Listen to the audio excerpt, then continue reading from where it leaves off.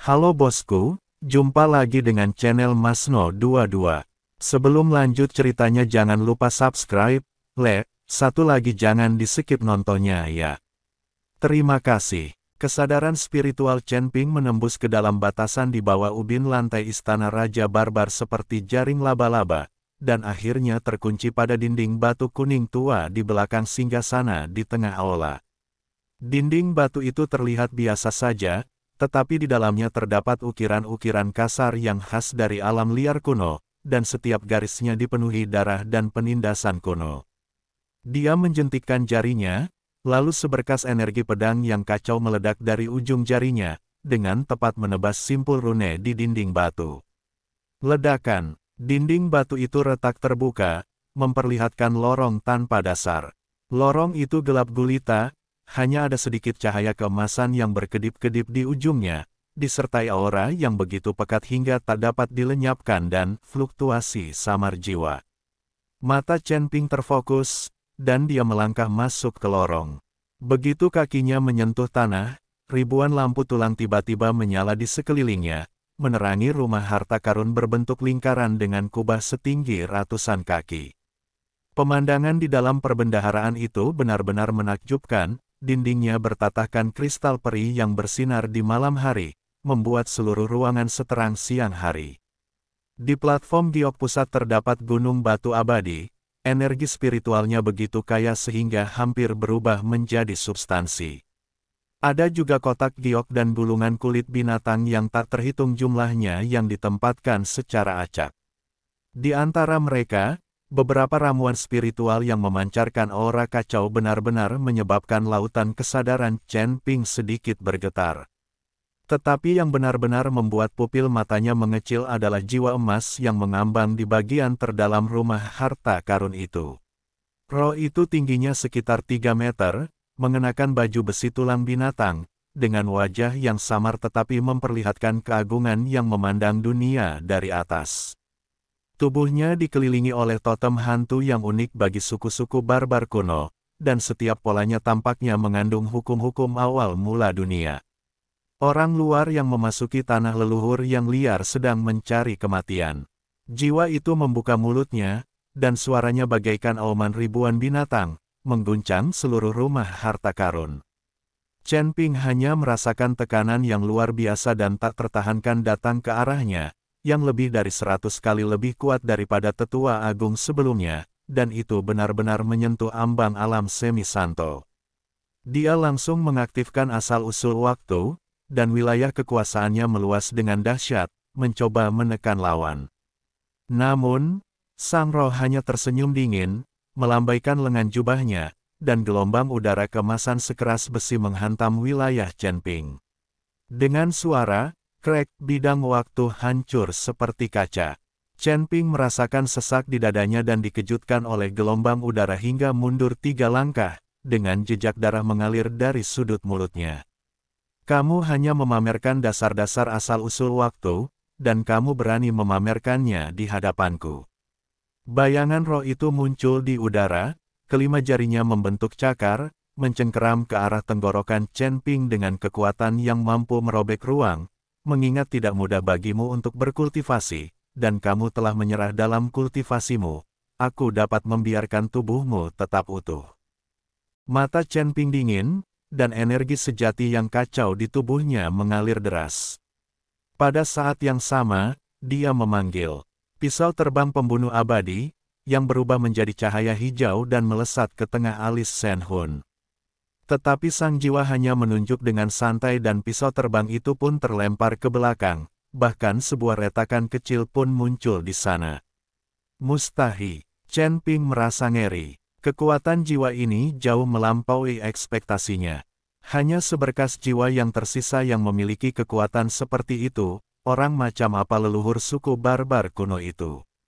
Dia menampilkan beberapa kekuatan magis secara berurutan, dan bahkan mengaktifkan mutiara kekacauan di lautan kesadarannya, tetapi jiwanya seperti gunung suci abadi, tidak tergoyahkan, dan setiap serangan balik menempatkannya dalam bahaya.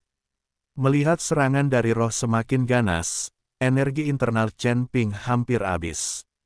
Dia menggertakkan giginya, tenggelam ke dalam lautan kesadarannya dan berkata, "Senior, giliranmu."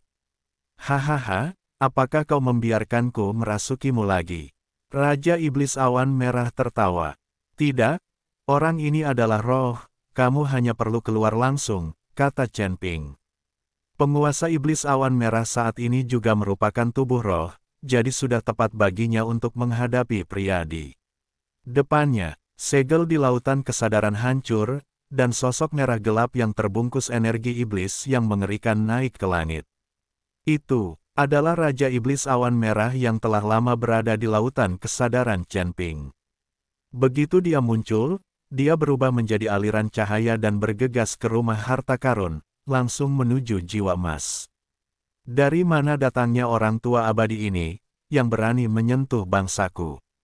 Tubuh Raja Iblis Awan Merah tiba-tiba membesar, berubah menjadi bayangan iblis sepanjang 1000 kaki, lalu menunjuk hidung Shenhun dan mengutuk, "Lihatlah penampilanmu, bukan manusia atau hantu. Apakah kau sudah mati selama puluhan ribu tahun dan tidak ada yang membakar uang kertas untukmu? Apakah kau begitu miskin sehingga hanya tulang-tulangmu yang tersisa?" Roh emas itu jelas tidak menyangka Chen Ping akan melepaskan bajingan seperti itu. Awalnya dia tertegun, lalu berteriak dengan marah, "Beraninya kau? Aku adalah leluhur suku barbar kuno. Bagaimana mungkin aku membiarkanmu, seorang iblis, menghujatku?" "Leluhur." Raja Iblis Awan Merah mencibir, lalu berputar mengelilingi jiwa, lalu tiba-tiba menunjuk keretakan pada baju besi lawan dan tertawa. "Kupikir aku sangat hebat, tapi ternyata saat aku bertarung dengan babi tua dari suku iblis sebelah, baju besiku retak karena kukunya." "Cek-cek, bukankah ini memalukan?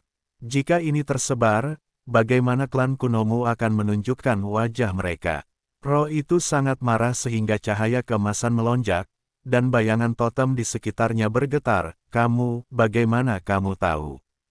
"Saya tahu banyak." Raja Iblis Awan Merah melotot dan tiba-tiba bergerak mendekati Shenhun, dengan aura iblis yang kuat menyerbu ke arahnya. "Dengan karaktermu, bagaimana kau bisa disebut leluhur? Apa kau percaya aku bisa mengencingimu sampai mati? Siapa kamu?" Leluhur suku barbar kuno itu menatap Raja Iblis Awan Merah dengan ngeri. "Aku adalah Raja Iblis Ciyun." Raja Iblis Ciyun perlahan menyebutkan namanya. "Raja Setan Awan Merah." Leluhur suku barbar kuno itu tiba-tiba membelalakkan matanya.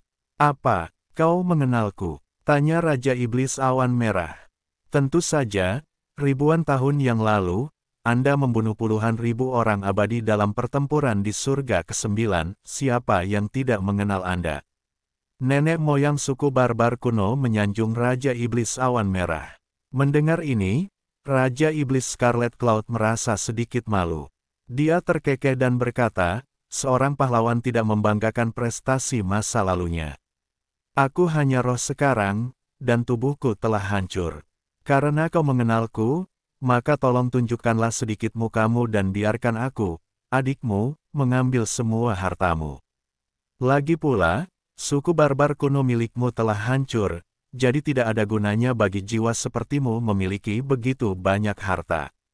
Perkataan Raja Iblis Ciyun benar-benar menghancurkan pertahanan psikologis leluhur klan barbar kuno. Dia tidak menyangka bahwa klan barbar kuno miliknya telah dihancurkan.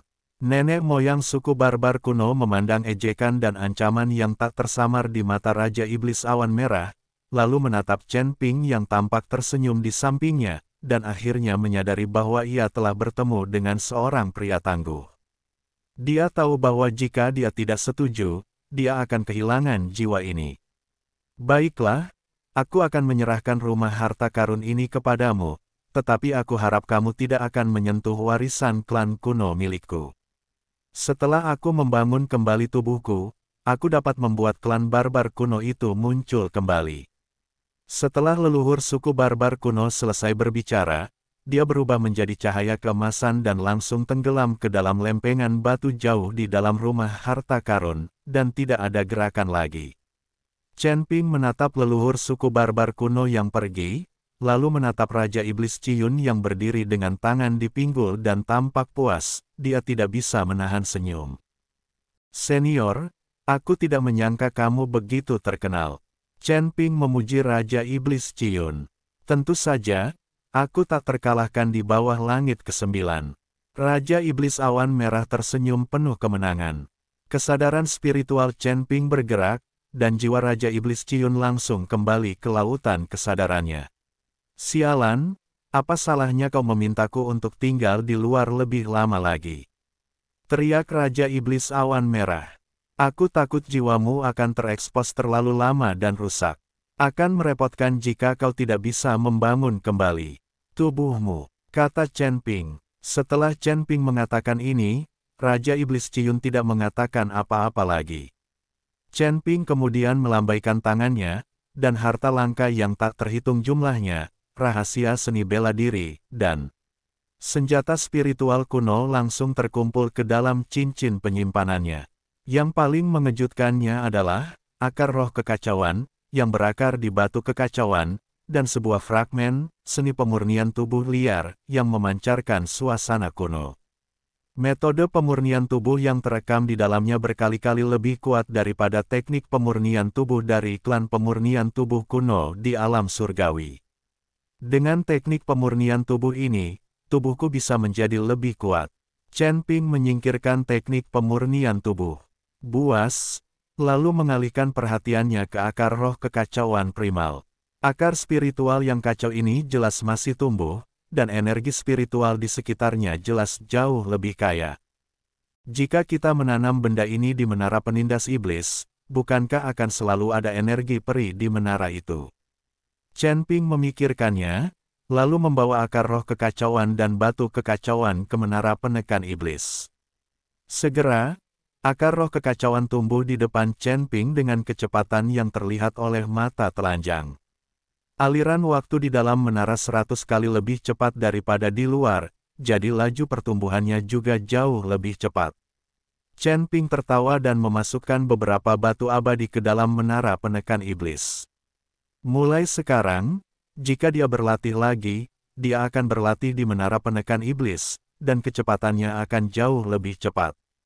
Akan tetapi, seiring meningkatnya kemampuan Chen Ping, konsumsi sumber dayanya juga sangat besar. Alangkah hebatnya jika ada lebih banyak tanaman seperti akar roh kekacauan yang dapat terus-menerus menghasilkan energi spiritual.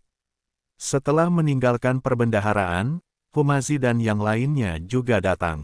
Semua orang mendapatkan hasil panen yang luar biasa. Yun Wuya mengeluarkan semua hasil jarahannya dan tidak berani menyimpan satu pun untuk dirinya sendiri. Aku sangat lelah. Jika terus seperti ini, kalian tidak akan lelah membunuh orang, tetapi kami akan kelelahan mencari sesuatu. Humazi menyeka keringat di dahinya dan berkata. Chen Ping melirik Mo Qingyun dan Huo Jingjing. Wajah kedua gadis itu sedikit memerah saat ini. Bagaimanapun, kota Savage ini sangat besar, dan akan terlalu melelahkan jika hanya beberapa dari mereka yang mencarinya.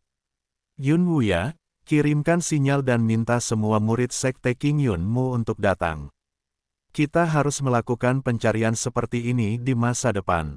Sungguh terlalu melelahkan untuk hanya beberapa dari kalian. Setelah Chen Ping selesai berbicara, dia melemparkan ribuan kantong penyimpanan kepada Yun Wuya dan berkata, sumber daya ini untukmu. Jika kamu berperilaku baik, Sekte Qingyun-mu akan mendapat tempat di surga ketiga di masa depan. Terima kasih, Tuan Chen. Terima kasih, Tuan Chen. Saya bersedia menjadi anjing Anda. Yun Wuya sangat gembira. Yun Wuya segera mengirim pesan untuk memberitahu murid-murid Sekte Qingyun agar segera datang. Ayo pergi juga. Chen Ping tahu bahwa sudah waktunya untuk pergi ke tujuan berikutnya. Namun, saat Chen Ping dan anak buahnya hendak pergi, langit dan bumi tiba-tiba berguncang hebat. Matahari terbenam yang berwarna merah darah ditelan awan gelap, dan kabut abu-abu hitam mengepul di antara tembok-tembok istana Raja Barbar yang rusak. Chen Ping merasakan hembusan napas dingin menembus awan. Hembusan napas itu tidak seliar suku-suku barbar kuno, tetapi membawa rasa presisi mematikan yang mekanis, seolah-olah jiwa-jiwa mati yang tak terhitung jumlahnya meratap dalam kabut. Hati-hati. Hu Mazi melindungi Huo Jingjing dan Mo Qingyun di belakangnya, dan jarum kompas di pinggangnya berputar liar. Ini bukan fluktuasi energi spiritual. Ini adalah iblis jiwa. Saya melihat 3 bayangan hitam mengembun dari kabut, berbentuk seperti sosok manusia yang ternoda tinta, dengan rantai cahaya putih halus melilit tubuh mereka, dan api jiwa redup di ujung setiap rantai cahaya. Mereka bahkan tidak melihat ke arah Chen Ping dan yang lainnya, tetapi berjalan langsung ke tumpukan mayat para pendeta barbar kuno dan meraih udara dengan jari-jari kurus mereka. Jiwa-jiwa yang belum lenyap itu bagaikan ditarik oleh benang tak kasat mata, berubah menjadi titik-titik cahaya hijau dan menyatu menjadi labu hitam yang tergantung di lengan baju mereka. Pupil mata Yun Wuya tiba-tiba mengecil, dia menarik lengan baju Chen Ping dan berbisik, "Tuan Chen, ketiga orang ini. Pastilah anggota organisasi misterius yang kuceritakan kepadamu." Orang-orang berpakaian hitam itu bergerak sangat cepat, dan dalam sekejap mata mereka telah mengumpulkan jiwa. Ratusan mayat di alun-alun. Salah satu dari mereka tiba-tiba berhenti dan mengarahkan jarinya yang layu ke rumah harta karun yang berada jauh di dalam istana Raja Barbar. Aura jiwa yang tersisa ada di sini. Mereka bertiga menerobos masuk ke dalam perbendaharaan seperti bayangan, mengabaikan batu-batu abadi dan ramuan-ramuan ajaib yang berserakan di tanah, dan langsung menuju ke prasasti batu yang diukir dengan totem. Pria berpakaian hitam terkemuka mengeluarkan lonceng perunggu berkarat dan menggoyangkannya dengan lembut. Suara, dingling, tidak keras, tetapi membuat Raja Iblis Awan Merah di lautan kesadaran Chen Ping tiba-tiba mengutuk, "Sialan." Itu adalah lonceng pengunci jiwa, senjata jahat yang dirancang khusus untuk menangani jiwa. Garis-garis emas pada prasasti batu itu berkelap-kelip hebat, dan jiwa leluhur liar ditarik keluar dari celah-celah batu oleh kekuatan tak kasat mata, berubah menjadi bola cahaya dan berjuang di mulut lonceng. Pria berpakaian hitam itu memiliki ekspresi kosong di wajahnya. Begitu lonceng ditarik kembali, bola cahaya itu sepenuhnya menghilang ke dalam rune pada lonceng itu. Pada saat ini, 3 murid yang gelap gulita bagaikan malam menoleh ke arah Chen Ping secara bersamaan. Suara pemimpin itu seperti 2 potong es yang saling bergesekan, "Ada roh yang kuat di lautan kesadaranmu. Serahkan." Hati Chen Ping tenggelam, dan dia tanpa sadar menggunakan teknik konsentrasi pikiran untuk melindungi lautan kesadarannya. "Tidak," kata Chen Ping dengan nada dingin. "Jika kau tidak menerima roti panggangku, kau akan dihukum." Orang-orang berpakaian hitam itu berhenti bicara omong kosong. Ketiganya membentuk segel pada saat yang sama, dan 3 tali cahaya hitam terbang keluar dari lengan baju mereka. Puluhan ribu api jiwa yang digantung pada tali cahaya itu tiba-tiba melonjak dan berubah menjadi jaring jiwa besar yang menutupi Chen Ping. Teriakan melengking yang datang dari jaring menimbulkan riak di lautan kesadaran Chen Ping. 3 jaring jiwa besar tertutup seperti jaring laba-laba, dan tangisan ribuan jiwa yang mati di jaring tersebut berubah menjadi gelombang suara fisik, yang membuat gendang telinga Chen Ping sakit.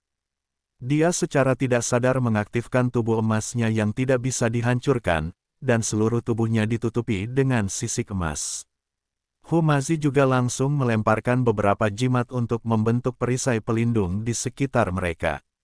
Desi, saat jaring pembunuh jiwa menyentuh perisai cahaya, api jiwa yang membekukan tulang berubah menjadi asap hijau dengan suara mendesis, seperti salju yang bertemu dengan terik matahari. Pada saat yang sama, Chen Ping sedang berlatih teknik konsentrasi hati, dengan gila-gilaan melahap kekuatan jahat yang bersentuhan dengannya. Roh jahat ini benar-benar murni. Chen Ping sangat terkejut. Dia tidak menyangka bahwa roh jahat ketiga pria berpakaian hitam ini begitu murni seperti sebelumnya. Energi jahat murni semacam ini sangat berguna untuk kultivasi Chen Ping. Pemimpin berpakaian hitam melihat ini dan untuk pertama kalinya menunjukkan ekspresi terkejut di wajahnya yang pucat. Tidak mungkin. Kekuatan iblis pembunuh jiwa dapat membunuh dewa dan setan. Bagaimana tubuh fana Anda dapat menahannya? Chen Ping tidak menjawab, tetapi sedikit ekspresi geli tampak di matanya. Tiba-tiba, Api mulai melonjak di telapak tangan Chen Ping, dan warna api terus berubah. Bakar saja untukku. Api keemasan itu bagaikan seekor naga gila yang bangkit dari laut, seketika membakar 3 jaring pembunuh jiwa menjadi abu. Api terus bergerak maju ke arah ketiga pria berpakaian hitam itu. Pria berpakaian hitam di sebelah kanan buru-buru menawarkan spanduk hitam yang diukir dengan tengkorak. Ketika spanduk itu dibuka, ribuan bayangan hantu muncul, tetapi mereka bahkan tidak dapat bertahan setengah napas di bawah nyala api kaca dan berubah menjadi bubuk hangus. Api tertinggi, dan itu adalah api tertinggi yang menyatu. Bagaimana dia bisa memiliki kekuatan seperti itu? Pria berpakaian hitam di tengah berseru, dan 12 paku perunggu terbang keluar dari lengan bajunya. Paku-paku itu diukir dengan teks jiwa yang terdistorsi, membentuk lingkaran sihir mini untuk menghalangi di depannya. Namun, saat api menyentuh lingkaran sihir itu, teks jiwa pada paku perunggu itu hancur berkeping-keping, dan percikan api panas memercik ke jubah hitamnya, membakar lubang yang mengeluarkan asap hitam. Menarik, pria berpakaian hitam itu bertindak tegas. Labu di pinggangnya tiba-tiba meledak, melepaskan ratusan duri yang terbentuk dari roh jahat untuk menutupi jalan mundur ketiga pria itu. Tatapan mata Chen Ping berubah dingin dan bola api mengembun dalam sekejap. Bola api itu tampak tidak mencolok, tetapi menimbulkan riak-riak di angkasa. Mau pergi. Bola api itu terlepas dari tangannya dan terbagi menjadi 3 aliran cahaya di udara, tepat mengenai punggung 3 pria berpakaian hitam. Pria berpakaian hitam di sebelah kiri berteriak, dan seluruh tubuhnya dilalap api. Bahkan jiwanya tidak bisa keluar dan berubah menjadi abu. Pria berpakaian hitam di tengah pinggangnya tergores bola api, dan separuh tubuhnya langsung hangus. Dia terhuyung, menghancurkan dinding batu, dan menghilang ke dalam kabut. Pria berbaju hitam bereaksi paling cepat, menggunakan perisai hitam pekat untuk menahan bola api, tetapi terkejut dan memuntahkan darah hitam. Sebagian besar jiwa di dalam labu juga terpencar karena benturan keras.